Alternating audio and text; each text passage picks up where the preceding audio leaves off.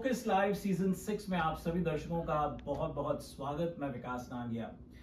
दर्शकों, संगीत की अनेक विधाओं में से एक है कव्वाली। आज के दौर में जब कभी लोग बाग कव्वाली की बात करते हैं तो कुछ संगीत प्रेमी कहते हैं भाई कव्वाली धीरे धीरे लुप्त हो रही है, ऐसा लगता है कि कहीं गुम सी होती चली जा रही है। फिर जब कभी हमें फोकस लाइव में हो या व्यक्तिगत स्तर पर कुछ मजे हुए कलाकारों से मिलने का अवसर मिलता है तो लगता है कि नहीं, कव्वाली अभी यही है।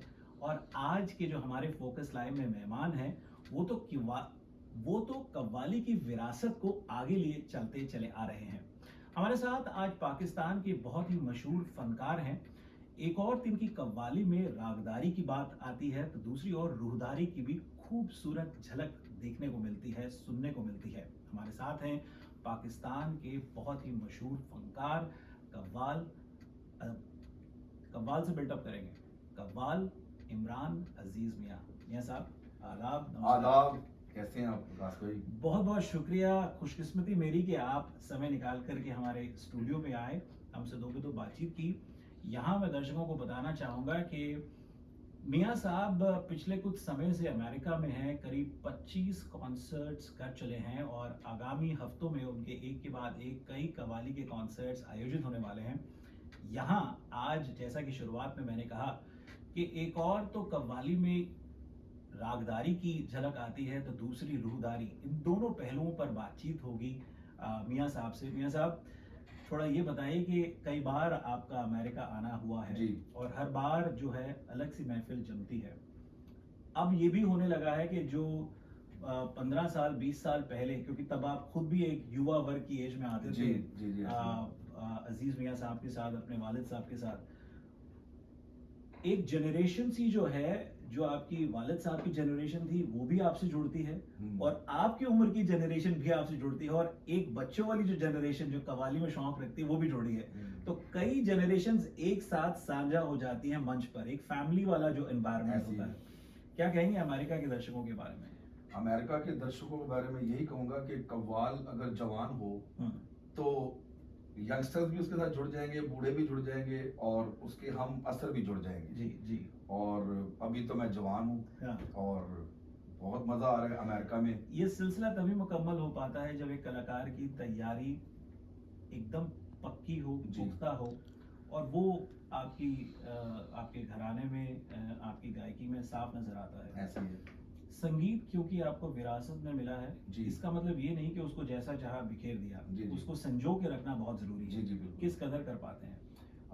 उसके लिए बहुत सारी प्रैक्टिस करनी पड़ती है, रियाजत करनी पड़ती है, मेहनत करनी पड़ती है और अपने लिसनर्स को, हालांकि वो हमें फॉलो कर रहे होते हैं लेकिन हमें उनको फॉलो करना चाहिए, क्योंकि हमें ये महसूस होना चाहिए कि अब वो क्या सुनना चाह रहे हैं। पहले तो कुछ सुन लिया उन्होंने, अब क्या सुनना चाहेंगे।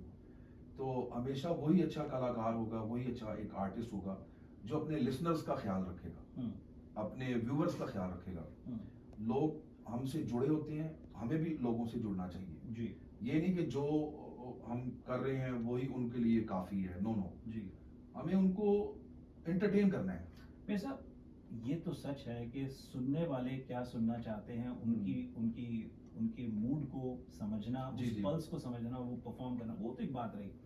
लेकिन जो तैयारी की बात है, मेहनत की बात है, एक समय से बचपन से आप अपने वालिद से सीखते आए हैं, बेसिक्स, तो वो जो बुनियादी तौर पर जो मेहनत है, जो रियाज है, क्योंकि हमारे बड़े बुजुर्ग कहते थे कि भाई रियाज करोगे तो राज करोगे। तो ये रियाज जो है उस तौर, वो थोड़ा हमें उस पर थोड़ी सी रोशनी डालें। जिसने रियाज किया उसने राज किया। और ये तो आप यकीन जानिए विकास भाई कि सारी जिंदगी का एक फलसफा है ये। और कोई ना कोई चीज नई सीखने को मिलती है हमेशा। रोज ये फील्ड ऐसी है कि आपकी जिंदगी खत्म हो जाएगी, ये फील्ड नहीं खत्म होगी। आपकी जगह पे कोई और आ जाएगा करने के लिए, लेकिन ये एक समंदर है। बिल्कुल, इसमें जो डूब गया ना, बस उसका बाहर निकलना मुश्किल है। ये आपकी बात मैं बिल्कुल ठीक कहूंगा, एग्री हूँ कि जो बेसिक्स जो चीजें होती है ना, वो तो हमें हमेशा ही करनी है।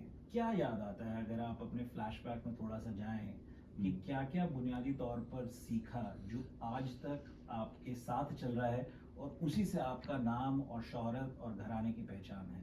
देखिए, सबसे पहले तो एजुकेशन जो है वो कंप्लीट करें आप अपनी, और जो एजुकेशन मींस के जो स्कूल कॉलेज की एजुकेशन है Right. जो, उसमें आप कोई भी सब्जेक्ट आप पढ़ सकते हैं।